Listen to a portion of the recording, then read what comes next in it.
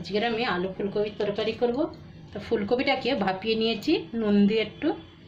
এবার আমি সর্ষের তেল গরম হয়ে গেছে, সর্ষের তেলের মধ্যে ভেজে নেবো একটু লাল লাল করে। অল্প একটু নুন দিয়ে দিলাম।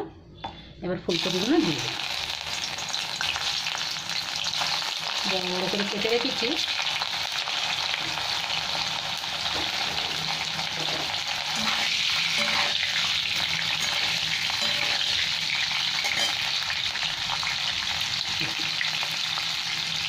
আজ হবে নিরামিষ আলু ফুলকপির তরকারি।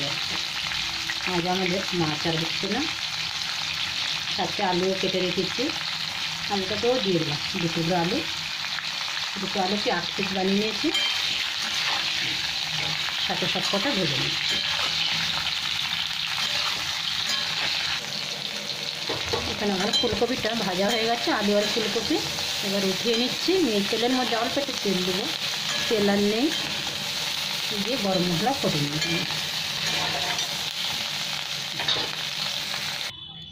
তেলের মধ্যে 2টো তেজপাতা, 2টো শুকনো লঙ্কা, এটা আমি ডালচিনির টুকরো দিয়ে দিলাম। এখানে 3টে ছোটো এলাইচি দিয়ে দিলাম, কটা গোলমরিচ, আর এখানে একটু গোটা জিরে দিয়ে দিচ্ছি।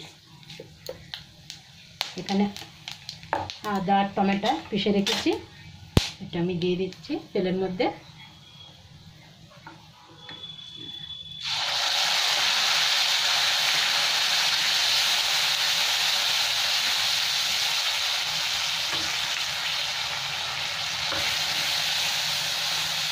মশলাটাকে ভালো করে ভেজে নেবো, টমেটোর কাঁচা গন্ধ চলে যাবে, আদারও চলে যাবে।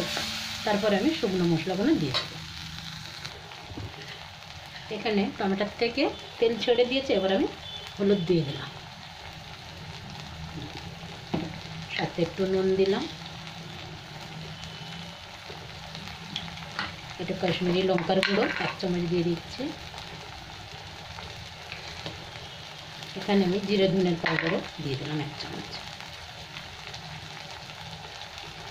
ধনে পাউডার, এটা আমার জিরে পাউডার দিয়ে দিচ্ছি।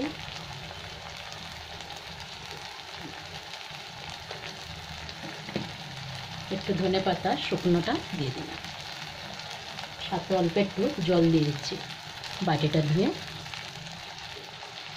এবার মশলাটাকে খুব ভালো করে ভেজে নিতে হবে।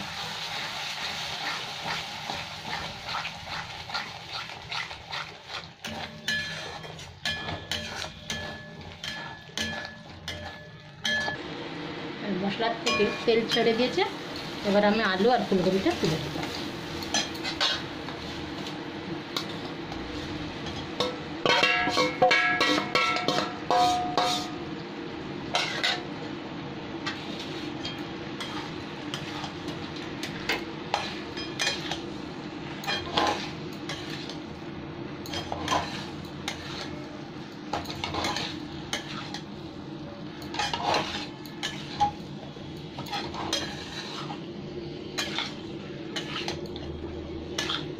ভালো করে কষে নিয়েছি।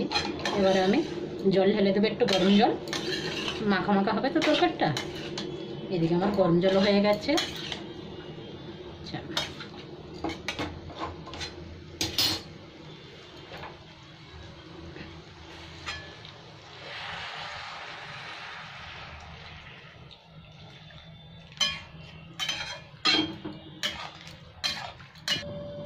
এখানে আমার আলু ফুলকপির তরকারি হয়ে গেছে। আমি গ্যাসটাকে কমিয়ে দিয়েছিলাম তো, ধিমি আঁচে হচ্ছিলো।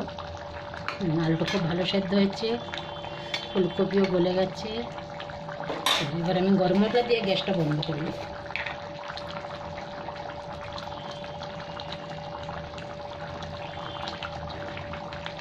আর কিছু লাগবে না, হয়ে গেছে।